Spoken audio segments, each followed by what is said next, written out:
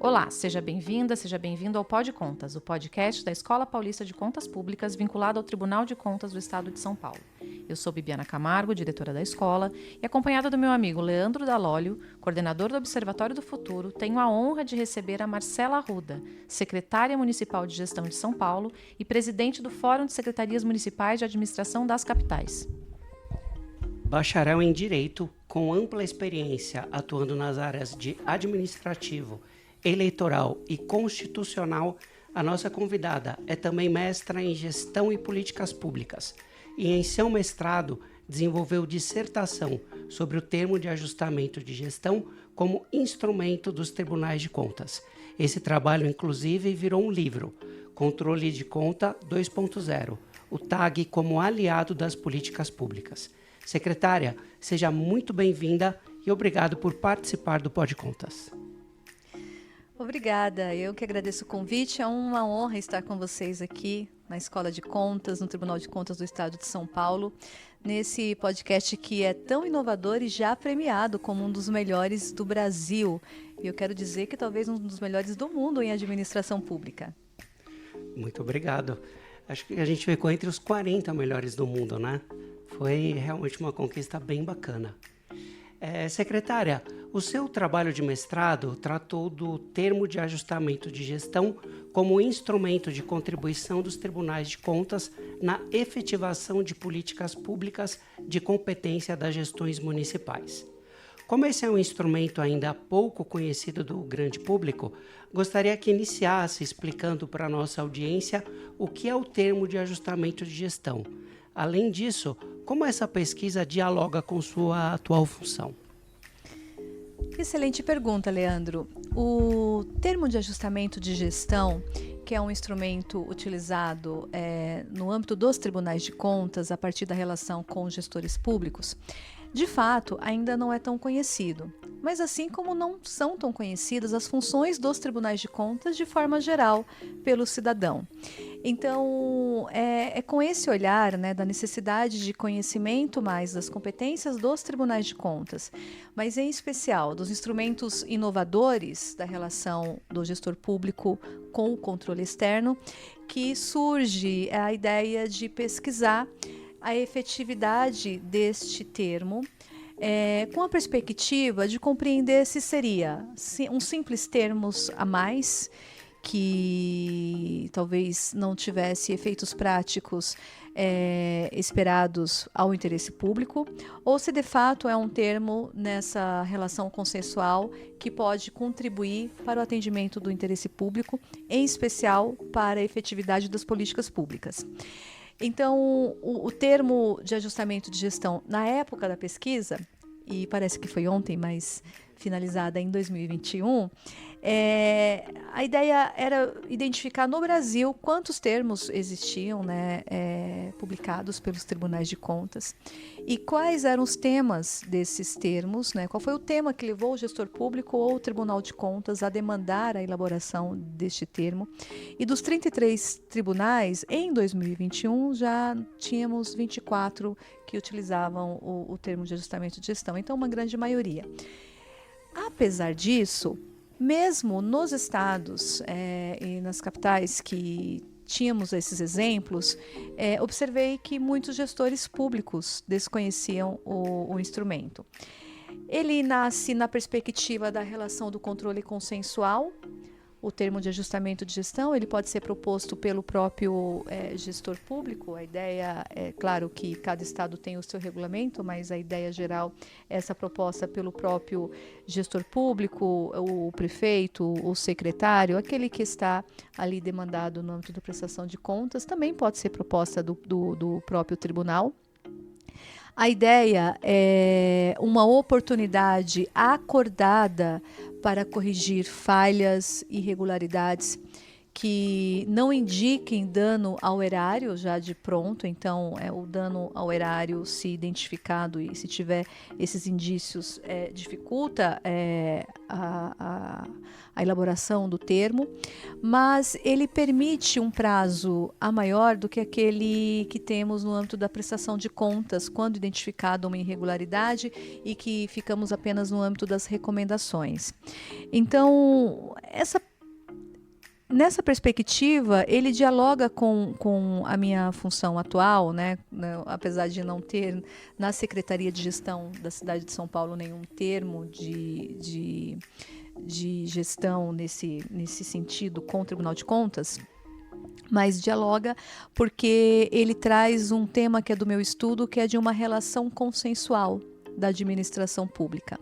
Uma relação mais dialógica da administração pública, seja com os órgãos de controle, seja com os próprios administrados. E no caso da Secretaria de Gestão, que é responsável pela gestão de pessoas, e aí estou falando de 132 mil servidores públicos, pela gestão patrimonial, de todo o patrimônio do município, da prefeitura, né? Patrimônio imobiliário das áreas, dos prédios, a gestão documental.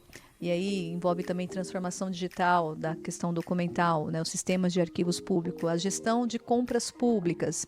São temas que envolvem muita burocracia, são espiosos e exige do gestor público um olhar para um diálogo a essas necessidades do seu público interno. No caso da Secretaria de Gestão, você tem um público interno que é a relação com as demais secretarias. Estamos falando de uma prefeitura de uma cidade com 12 milhões de habitantes, com pelo menos 27 grandes secretarias, e se pensarmos nas secretarias menores, 35 secretarias e 32 subprefeituras. Então, a gente já tem um âmbito, né, uma relação diferenciada de gestão e de governança.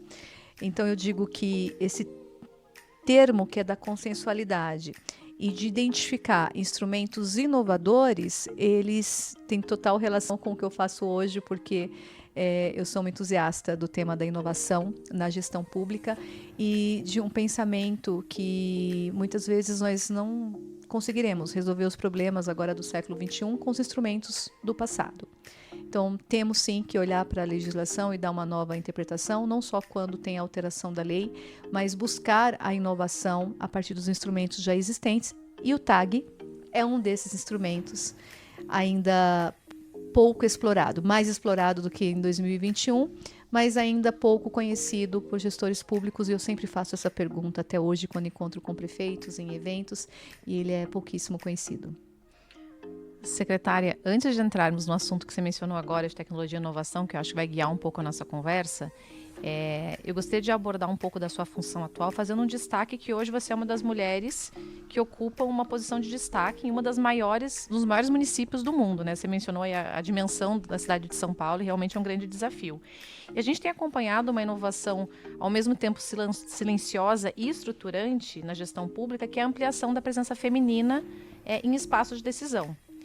Aqui no tribunal a gente teve uma recente experiência, que foi a resolução 15/2024, que ela implementou, e até foi uma resolução, secretária, que foi inovadora no âmbito dos tribunais de contas, que ela implementou medidas sobre proporcionalidade de gênero e meritocracia dentro das funções de chefia e direção aqui no tribunal. Então, gostaria de um pouco nessa linha perguntar como que a liderança das mulheres tem influenciado o modo de pensar as políticas públicas e quais são os desafios que ainda persistem para que as mulheres ocupem cada vez mais espaço e poder decisório dentro da gestão pública. E, se possível ainda, gostaria que deixasse uma mensagem para outras gestoras e servidoras que desejam ocupar e transformar esses espaços de liderança. É muito bom falar sobre isso. Você tocou num ponto que é essa inovação silenciosa, que hoje já não é tão silenciosa no Brasil. Acho que as instituições estão se mobilizando, acho que a cultura ainda não é a perfeita, mas tem se aperfeiçoado. E nós vivemos um momento muito diferente na Prefeitura de São Paulo. Dos 132 mil funcionários públicos, 73% mulheres. Então, a gente já tem.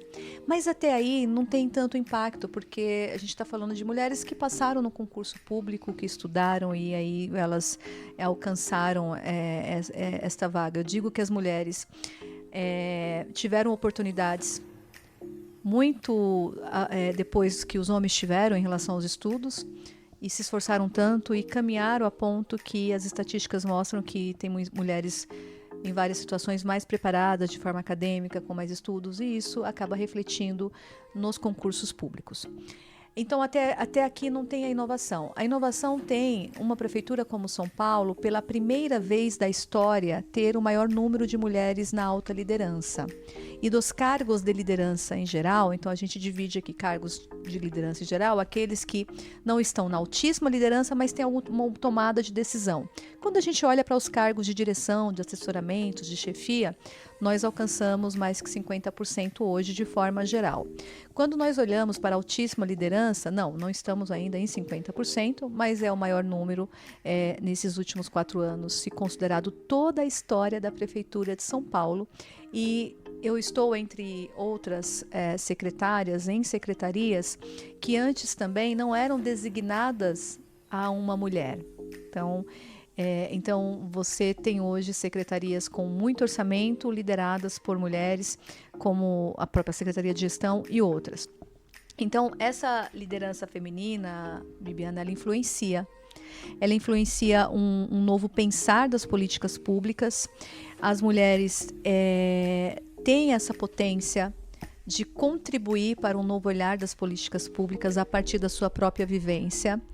E isso tem acontecido em São Paulo e em outras capitais. Mas dos dados das capitais, segundo as últimas estatísticas, ainda das capitais, apenas 28% das secretarias do geral das capitais são ocupadas por mulheres. Então é um número que ainda é baixo, se considerado todos os dados.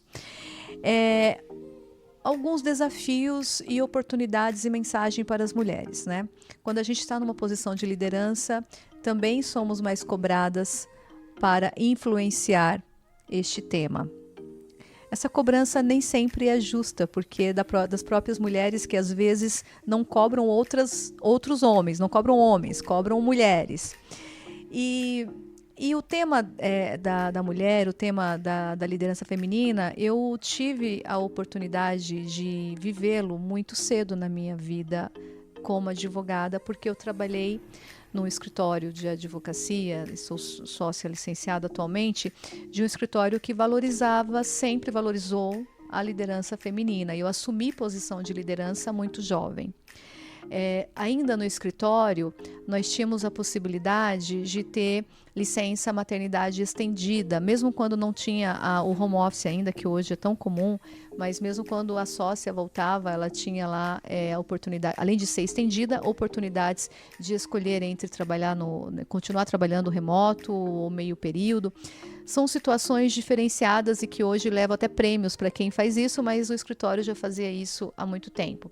Então, a minha história com a liderança é uma história que parte de respeito de homens da liderança também. Então, quando você tem homens na liderança que respeitam esse tema, você acho que tem algo que é inspirador também a partir dessa convivência. No caso da prefeitura, o que a gente tem feito para influenciar? Primeiro, identificar essas mulheres na liderança, não só como números. Onde elas estão, quem elas são, quais são as suas dificuldades. E aí, a gente lançou alguns projetos. Eu vou falar dois, né? 2 projetos para não tomar muito tempo, que é o projeto Elas SP.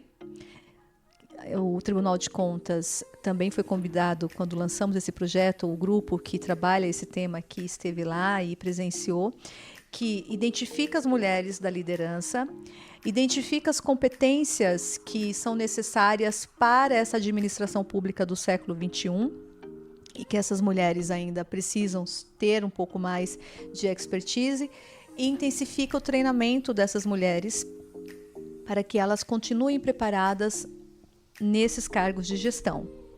E um segundo plano, para que as mulheres que queiram assumir tenham a competência que é requisitada, e um exemplo que identificamos é a inteligência artificial. Então, o projeto Elas SP fez uma trilha de capacitação em inteligência artificial direcionado às mulheres da prefeitura na liderança. Nesse primeiro momento, ele tem um foco na liderança. Essa trilha resultou num projeto inovador que foi uma aceleração para que essas mulheres criassem uma inteligência artificial capaz de solucionar e agilizar um problema real, diário, né, da política pública na qual elas trabalham, porque eu estou falando de servidoras que trabalham na educação, na assistência social, na saúde, em várias áreas. E esse projeto, ele teve lá o incentivo, teve uma mentoria de um parceiro privado, tudo isso voluntário, abrimos, né, uma possibilidade de contribuição desses parceiros privados, voluntário, essa mentoria, e isso resultou nas mulheres criando uma inteligência artificial. E o que isso diferencia, né? Se isso pode servir para alguma inspiração de algum gestor de município pequeno ou de capital também, influencia que é um tema que é muito presente no momento, que as empresas de tecnologias estão falando, que as pessoas estão tentando entender para contratar. Nós estamos utilizando os recursos internos, e esses recursos internos partindo do nosso maior número de pessoas, que está representado pelas mulheres. Então, a ideia é que não fique apenas o teto de vidro, e o teto de vidro, quando falam que as mulheres às vezes estão na mesa, mas sem lugar de fala, ele é real, ele existe. Existe, inclusive, na gestão pública e também no privado. Também a ideia é tirar aquela ideia só de comando e controle e trazer essas mulheres para a contribuição. E apresentar ao prefeito, e aqui eu falo prefeito porque é o gestor máximo, né, da prefeitura, se for no privado, teremos aí um CEO, nomes que possam assumir determinados temas quando necessário. Então,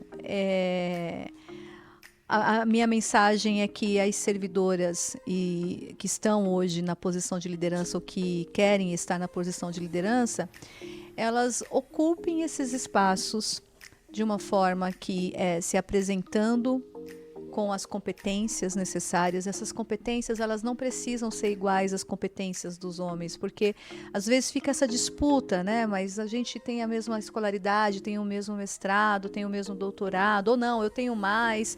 E não é necessário isso. A mesa, ela está posta, nem sempre você tem o convite. Mas quando ela apresenta que ela é capaz para fazer isso e faz a sua voz ser ouvida, e a voz da mulher às vezes não é ouvida, né? Isso é um fato também, não é ouvida.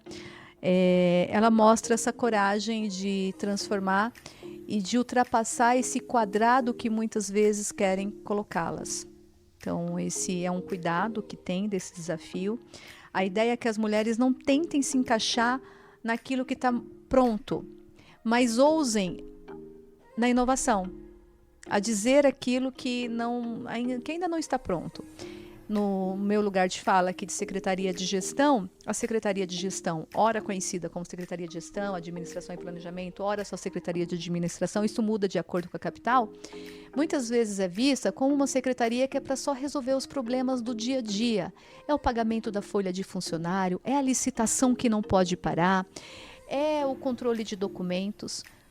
E o que a gente fez aqui na Prefeitura de São Paulo? É uma secretaria que ela tem a potência, pelo seu conhecimento e gestão de conhecimento, de contribuir com projetos outros inovadores nesse âmbito de melhoria da governança. Então, da governança pública, a gente está falando de uma perspectiva que é a única que busca atender ao interesse público a partir do melhor uso dos recursos públicos e, neste caso, dos recursos públicos humanos, né, das pessoas que trabalham na prefeitura.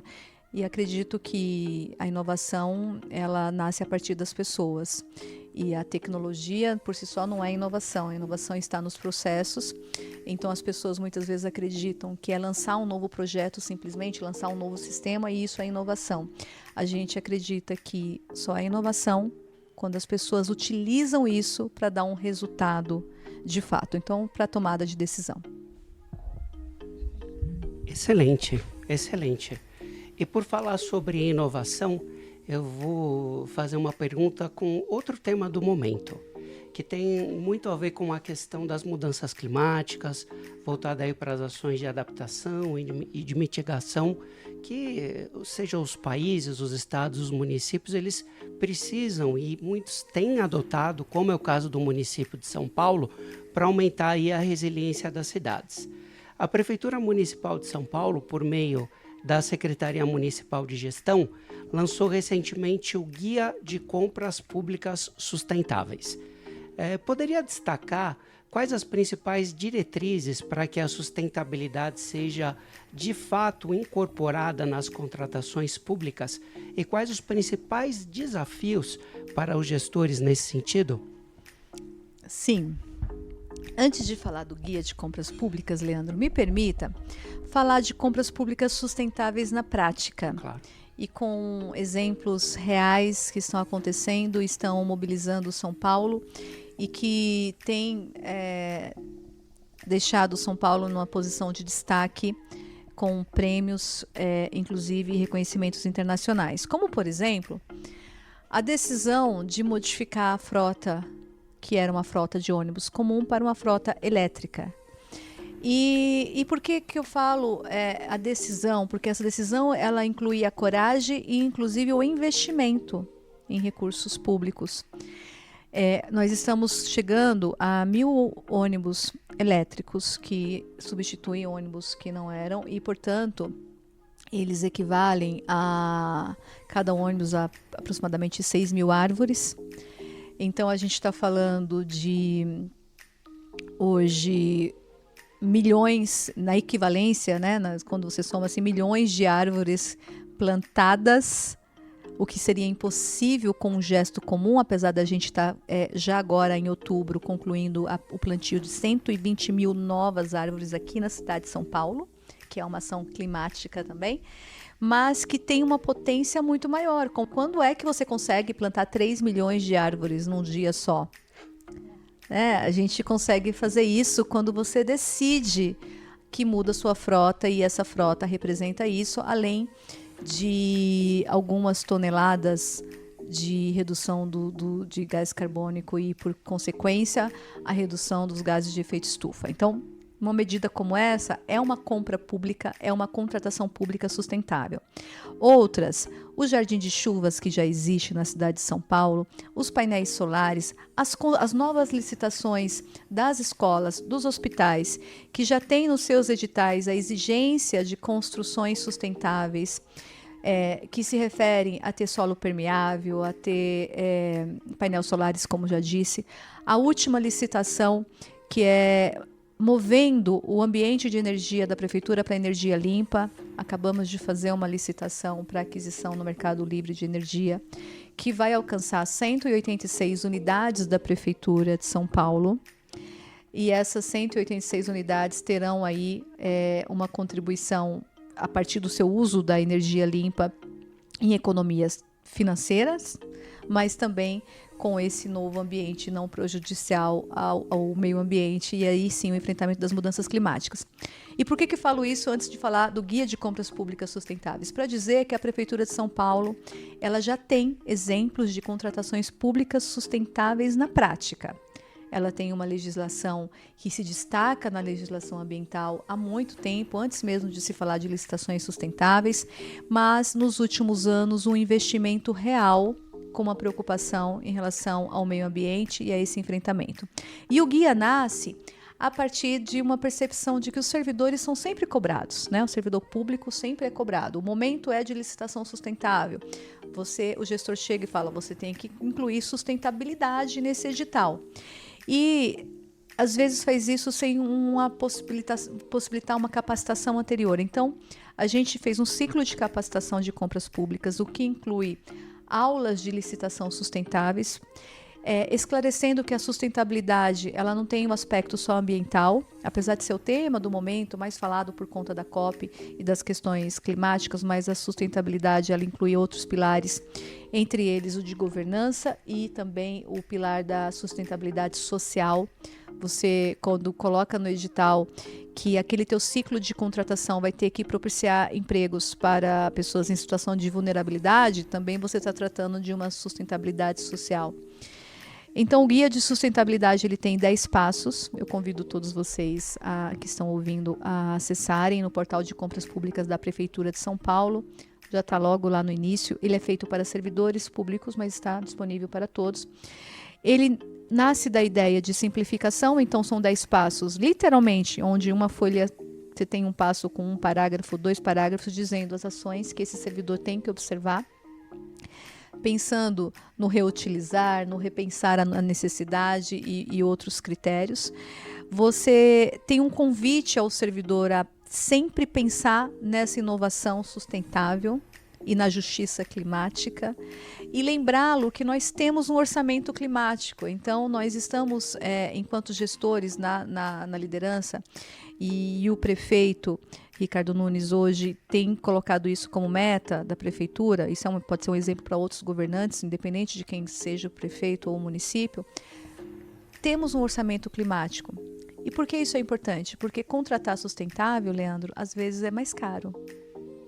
E as pessoas, com receio do órgão de controle, com receio do controle externo, por conta daquela cultura de que era eficiente quando se contratava mais barato, porque a eficiência estava conectada só à economicidade e não aos outros pilares, e a eficiência não é só a economicidade, né? Inclusive os conceitos de eficiência constitucional e econômica são inclusive diferentes. A gente traz esse guia como literalmente um auxiliar, um companheiro do servidor público na hora de elaborar o edital.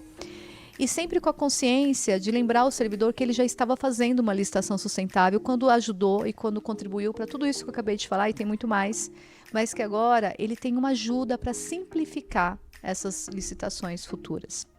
Então, basicamente, esse guia nasce dessa preocupação com o servidor público e de um auxílio mais simples. Tem outros guias no Brasil, um de destaque é um que é elaborado para o governo federal da AGU, que é um livro, então traz uma complexidade na leitura. O da Prefeitura de São Paulo são poucas folhas e é muito simples, de fato. Eu queria voltar um pouquinho na pergunta anterior, quando você mencionou a questão da humanização. A gente fala que define uma cidade inteligente quando o foco são as pessoas e não apenas a tecnologia e a infraestrutura. E quando a gente pensa em inovação, a gente invariavelmente pensa no setor privado. Como é que a gente traz isso para a realidade do setor público? Como que a gente engaja o servidor público como ator e agente dessa transformação e partícipe dessa inovação? Essa humanização e a própria inteligência de uma cidade, né, não se dá quando você mede apenas o número de aplicativos que essa cidade tem, os faróis inteligentes, as suas câmeras, como é o caso de São Paulo agora com o programa Smart Sampa, que identifica foragidos da justiça por meio de inteligência artificial. E sim, quando você tem a qualidade de vida das pessoas, uma cidade com mais qualidade de vida, ela deve ser considerada mais inteligente, e isso consta da pesquisa, salvo engano, recente, uma pesquisa da ONU que fala sobre a qualidade de vida influenciando para a cidade de fato ser inteligente. Eu digo, Bibiana, que no privado você tem muitos mecanismos e facilidades para você tornar uma gestão mais humanitária. Mas isso é muito possível dentro de uma prefeitura e de um órgão público, você institucionalizar. Em especial porque, diferente do privado, esse órgão público ele não está buscando lucro, ele não está buscando uma competitividade entre outros órgãos públicos ou, quando é o caso do privado, entre empresas, e que olham as pessoas muitas vezes por conta da agressividade do mercado, né, como números, e isso é muito mais fácil mudar. Nós, no público, nós temos servidores que são estáveis, não, claro, um modelo que permite também comissionados, mas servidores que são estáveis. Temos um modelo de gestão pública que não é somente com servidores de carreira. Hoje, a gestão pública permite as parcerias público-privadas, e aí entra o privado na parceria para atendimento do serviço público, e essa condição ela se dá com a transformação digital, quando você tem um servidor público que também teve a contribuição da sua liderança para essa transformação cultural.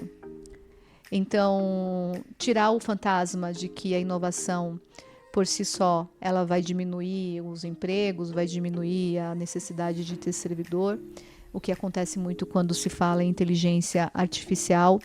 Pensar que tudo isso, às vezes, são vitrines tecnológicas que, se você não tiver as pessoas como pilar, não vai dar certo, né? Se essas pessoas não tiverem com a cultura transformada, isso não dá certo. E ter medidas que entendam esse novo momento de pessoas, em especial em relação à saúde mental. Então, uma humanização da gestão é pensar também na saúde mental e que isso não é um problema de órgãos públicos ou só do Brasil, é no mundo. Na Prefeitura de São Paulo, eu destaco 2 projetos. Eu vou falar agora para servidores. Na verdade, para o cidadão, você tem muitos projetos, inclusive de acolhimento psicossocial, que são os CAPs e outros de atividades que contribuem. Mas o projeto Rede Somos, que nasce a partir de uma percepção de treinamento dos líderes de RHs, que a gente precisava que esses líderes estivessem mais treinados a identificar questões de saúde mental antes do julgamento. E antes daquilo, explodir para uma doença laboral, por exemplo. Então, a gente fez parcerias com universidades para que a universidade, tendo os psicólogos que são alunos, que estão no 5º ano, precisam fazer residências e às vezes faltam pessoas, porque no fundo é isso, às vezes falta pessoas para atender toda essa demanda do mundo acadêmico, e a gente tem pessoas, eu tenho 132 mil servidores, e você tem orçamentos que são travados muitas vezes. Vocês sabem como que é o orçamento público, tal, nem tudo você sai contratando. Você tem o hospital público do servidor, você tem outros mecanismos. Então, o Rede Somos nasce para uma orientação preventiva e uma espécie de apoio psicológico para o servidor voluntário, que ele queira, ele tem esse apoio antes disso causar um problema maior. A gente tem uma rede de pontos de afetos que é criado para a mulher mamãe, né, que volta da licença maternidade já estendida e não tinha lugar para amamentar ou, na verdade, para tirar o leite e levar para a amamentação. Esse projeto pensa na primeira infância, mas no caso das pessoas, das mulheres, pensa no bem-estar da mulher. Ela tem que saber que nós temos um ambiente que permite ela ser profissional e ser mãe. Então, eu digo que ela é uma sala ponto de afeto, mas é uma sala de descompressão para a mulher que às vezes está com seu seio dolorido, está com a sua mente pesada e precisa ter um canto organizado para esse momento. Excelente. Inclusive, esse ponto de saúde mental é algo que assim é visto também com muito carinho aqui no nosso Tribunal de Contas. Inclusive, recentemente ganhamos um prêmio. Tem um concurso de inovação entre os tribunais de contas e essa nossa iniciativa da Brigada de Saúde Mental ficou entre as 3 melhores do Brasil. Então, essencialmente, não dá para a gente falar de tecnologia sem falar de pessoas, né? Indo para a nossa última pergunta, né, que se deixasse a gente ficaria muito mais tempo conversando aqui. Qual legado que você gostaria de deixar na gestão pública de São Paulo, especialmente no que toca ao vínculo entre cidade digital e bem-estar humano? E quais são os grandes desafios que você antevê para a consolidação desse legado nos próximos anos? Bom, o legado que eu quero deixar é uma contribuição para uma cidade mais inovadora e menos burocrática, e que isso pode acontecer a partir da contribuição das pessoas que trabalham na prefeitura, independente das parcerias existentes para que isso aconteça, porque muitas vezes precisamos das parcerias privadas.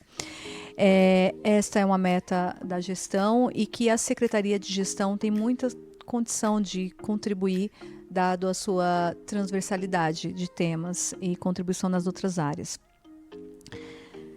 Em relação à segunda pergunta... Os grandes desafios? Os grandes desafios para a continuidade? A política pública, Leandro, na verdade, assim, a gestão pública carece de políticas de continuidade, porque quando você muda a gestão, normalmente, né, em geral, a cultura brasileira, até em outros países também, você tem, às vezes, um gestor que não dá continuidade àquilo que foi iniciado, porque ele quer ter uma marca própria, e eu não sou adepta a essa postura, eu sou adepta a uma política de continuidade, e assim fiz na Secretaria de Gestão. Muitos projetos, eles estavam já ali pensados, mas não tinham força para acontecer. Então, a gente identificou aquilo que era bom, aquilo que os servidores acreditavam e que a gente acreditava, e fez acontecer projetos que já estavam ali quase que gerados, mas sem aquele impulso para fazer acontecer. E como que a gente faz isso continuar? Institucionalizando, você mostrando que isso de fato é essencial para a continuidade, a partir de uma publicidade para que seja conhecido não só pelo gestor interno, os demais gestores públicos, servidores públicos, mas também pelo público, e isso entre no controle social. Então, como é que você faz isso? É a partir disso. O desafio é você ter sempre gestores que pensem a inovação como um pilar essencial para o futuro, e que inovar não é sempre acertar. Então, você pode errar também. E para o gestor público, errar é mais difícil, né? Nós temos regras muito rígidas, mas nós temos agora a regulamentação de contratações públicas de soluções inovadoras, nós temos a lei de licitação que avança, não muito, mas avança com algumas possibilidades. Então, se a gente tiver gestor público que pense, né, nesse desenvolvimento do tema inovação a partir das pessoas, acredito que isso é um desafio, claro que futuro, mas ele tem uma chance aí de ser uma solução para problemas futuros também.